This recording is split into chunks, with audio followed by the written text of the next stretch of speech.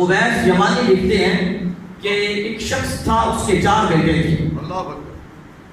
وہ بیمار ہو گیا تو ایک بیٹے نے یہ کہا اپنے بھائیوں کو، کہا کہ میں اپنا والد صاحب کی دیکھ بھال کروں یا آپ کریں گے، مگر شرط یہ ہے کہ جو ہم میں سے بھائی اپنے والد کی دیکھ بھال کرے گا، اس کی خدمت کرے گا، تو وہ اپنے باپ کی میراث میں سے کچھ بھی نہیں پائے گا. یعنی اسے باپ کی میراث سے کچھ بھی حصہ نہیں ملے گا، وہ کچھ بھی نہیں لیتا وراثت میں سے. یہ شرط ہے. مگر کیا ہے کہ وہ تینوں جو تھے، یہ گھنی شرط اور یہ بڑی مشکل شرط جو تھی، اس کو دیکھ کے وہ گھبرا گئے. انہوں نے اس ذمہ داری کو قبول نہ کیا تو اس ذمہ داری کو اسی نوجوان نے قبول کر دیا. تو مطلب کیا ہے، اس نوجوان کے نزدیک ماں باپ کی خدمت دنیا کی وہ دولت تھی کہ اس کے بعد کسی دولت کی ضرورت نہیں ہے. اس کے بعد پھر کوئی دولت بندے کی ضرورت نہیں بنتی اور ضرورت نہیں رہتی. اس نے اس کو ذمہ داری کو قبول کر لیا. رات کو جب سویا، غیب سے آواز آئی، کہا ماں باپ کے ساتھ بھلائی کرنے والے اور ماں باپ کی خدمت کرنے والے، وہ فلاں جگہ پہ 100 دینار پڑا ہوا ہے، جا کے اس کو لے لے. 100 دینار پڑا، جا کے لے لے. مگر ان میں برکت نہیں ہے، ان میں برکت نہیں ہے. صبح اٹھا، اپنی بیوی سے مشورہ کیا، اس کو بتایا. اس نے کہا کہ جا کے ان کو حاصل کر لو، مگر وہ تیار نہ ہوا. وہ بے برکت دینار لینے کے لیے نہ لینے گیا. اگلی رات پھر سویا، پھر آواز آئی کہ وہ فلاں جگہ پہ 10 دینار پڑے ہیں، مگر ان میں بھی برکت نہیں ہے. پھر اپنی بیوی سے مشورہ کیا. اس نے پھر وہ لینے کا کہا کہ جا کے حاصل کر لو، لے لو، مگر وہ پھر نہ لینے کے لیے گیا. اگلی رات پھر سویا تو پھر غیب سے آواز آئی کہ وہ فلاں جگہ پہ 1 دینار پڑا ہوا ہے، وہ جا کے لے لو، اس میں برکت ہے. 1 دینار پڑا ہے، اس میں برکت ہے، وہ جا کے لے لو. اس نے وہ برکت والا دینار وہاں سے جا کے لے لیا. لا رہا تھا، راستے میں مچھلی بیچنے والا مل گیا. اس کے پاس 2 ہی مچھلیاں تھیں. پوچھا کہ یہ کتنے کی ہیں، مچھلیوں کی قیمت کیا ہے؟ اس مچھلی بیچنے والے نے بتایا ان کی قیمت 1 دینار ہے. 1 دینار ہی اسے ملا تھا نا. اس نے کہا 1 دینار ہے. وہ 1 دینار دے کے وہ دونوں مچھلیاں لے کے گھر آ گیا. ان دونوں مچھلیوں کا پیٹ چاک کیا تو دیکھ کے حیرت کی حد نہ رہی. دیکھا کہ ان دونوں مچھلیوں کے پیٹ میں سے 2 نایاب موتی ملے. ایک مچھلی کے پیٹ میں ایک نایاب موتی تھا. ان میں سے ایک موتی لے کے بادشاہ کے پاس گیا. بادشاہ نے وہ موتی لے لیا، بہت ساری دولت عطا کر دی.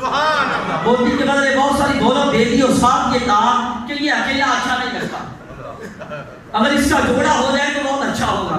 دوسرا بھی اگر میسر کر تو لا کے دے دو اور بہت ساری دولت دے دوں گا. اس نے لا کے دوسرا بھی دے دیا، اس نے بہت ساری دولت دے دی. مگر یہ دولت کیسے ملی؟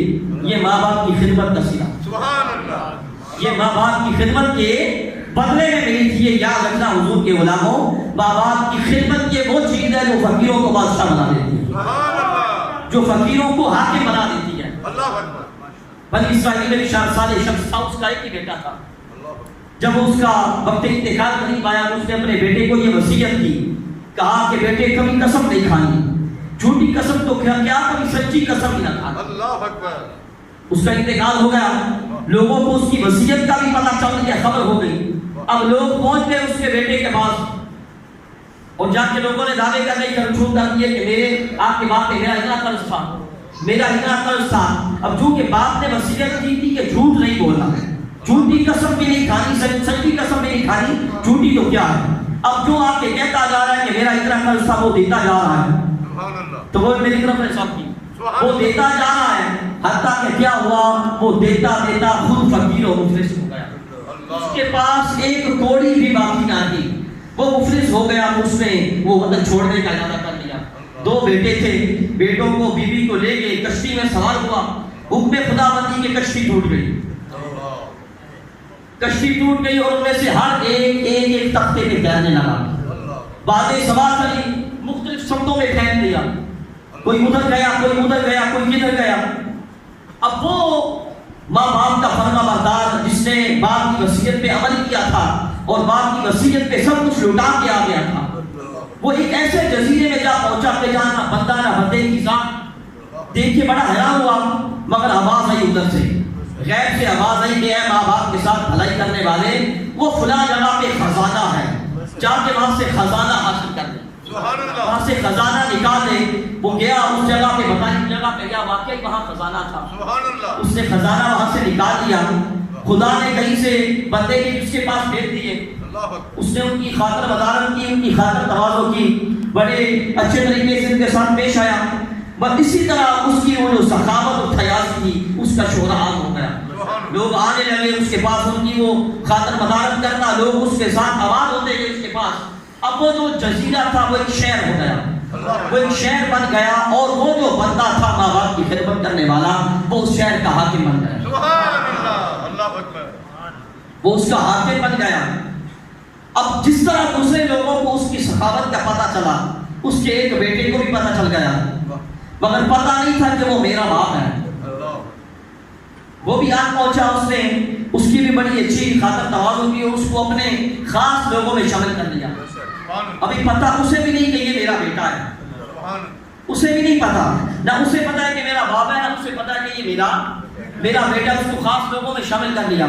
دوسرے بیٹے کو پتا چلا، وہ بھی آیا، اس کو بھی لوگ اپنے خاص لوگوں میں شامل کر لیا۔ اب اس کی جو بیوی تھی وہ ایک ایسے جزیرے میں جا پہنچی تھی کہ جہاں ایک شخص نے اس کو پکڑ کے اپنے گھر میں رکھ لیا تھا۔